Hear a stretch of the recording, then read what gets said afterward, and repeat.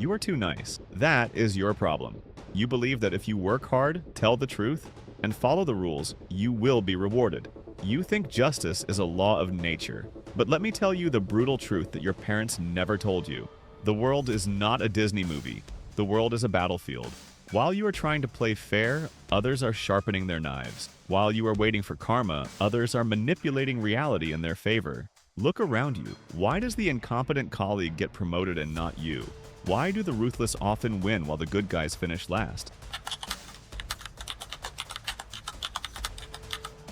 It is not an accident. It is strategy. You are playing a game whose rules you don't even know. And if you don't know the rules, you are not a player. You are a piece. A pawn to be sacrificed. Today, we change that. We are diving into the forbidden book that is banned in many prisons around the world. The 48 Laws of Power by Robert Greene. Warning, what you are about to hear is amoral. It is manipulative, but it is reality. If you turn this video off, you remain the victim. If you stay, you get the weapons to defend yourself. The choice is yours. Let's start with the mistake that has destroyed more careers than incompetence ever could. You are young, hungry, talented. You want to show your boss what you are capable of. You have brilliant ideas. You correct him in the meeting to show how smart you are. You think you are impressing him. Wrong. You just signed your own death warrant. Law number 1 states, never outshine the master. Every human being, no matter how powerful, has a fragile ego. When you shine brighter than your boss, you do not inspire his admiration. You inspire his insecurity, his fear. And a fearful master will not promote you. He will destroy you. He will find a reason to fire you or move you to a position where you can do no damage. Remember Nicolas Fouquet, the finance minister of Louis XIV?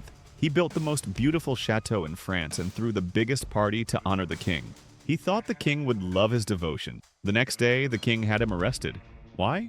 Because Fouquet made the king look like a little boy. He shone too bright. He spent the rest of his life in a dungeon. The lesson for you: be smart, but play dumb when necessary. Let your boss shine. Make him believe your brilliant ideas were actually his. Power is not what you have. Power is what others think you have. If you want to rise, you must sometimes camouflage your competence. This is not hypocrisy. This is survival. The next law is the simplest and yet the hardest to master. In a world where everyone wants to be loud, everyone screams their opinion on Twitter, and every podcast guest talks for 2 hours, silence is the ultimate weapon. Law number 4, always say less than necessary. Have you noticed that powerful people often speak very quietly? They take pauses. They do not explain themselves. When you talk too much, 2 things happen. First, you appear common. Anyone can talk. But he who remains silent appears unpredictable. He who remains silent controls the room. Humans cannot stand silence. They get nervous. They start babbling to fill the gap, and in doing so, they reveal their secrets, their weaknesses, and their true intentions. Second, the more you talk, the higher the probability that you will say something stupid. A word once spoken can never be taken back. Imagine you are in a salary negotiation. Your boss offers you a small raise. Most people would immediately start arguing, justifying, begging. What happens if you just stay silent? If you just look him in the eyes and say nothing? He will get uncomfortable. He will think, damn, he's not buying it. He knows he's worth more. Often he will increase his offer just to end the painful silence. Make yourself scarce. Your words are currency. If you print too many of them, they lose value. Learn to shut your mouth. Let others guess what you are thinking. Unpredictability creates respect, and respect is the currency of power. Let's talk about a mistake that all good people make. You need help. You need an investor, a partner, or a favor. What do? You tell them about your struggle. You remind them of how many times you helped them in the past. You appeal to their gratitude, their morals, their pity. And that is exactly why you will lose. Law number 13. When asking for help, appeal to people's self-interest, never to their mercy or gratitude. The harsh truth is, no one cares about your survival as much as you do.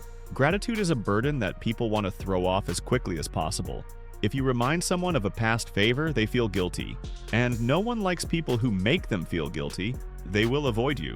If you want something, you must speak the other person's language. And the language of power is cynicism. Show him what is in it for him. If you are looking for an investor, don't tell him about your dream to save the world. Show him how he will get rich with you. If you want a raise, don't talk about your rising rent. Show your boss how much money he loses if you leave. Forget morals. Forget fairness. Look for the lever. What does the other person need? What is their greed? What is their fear? Once you find that, you have power over them. It sounds cold, I know. But do you want to be right or do you want results?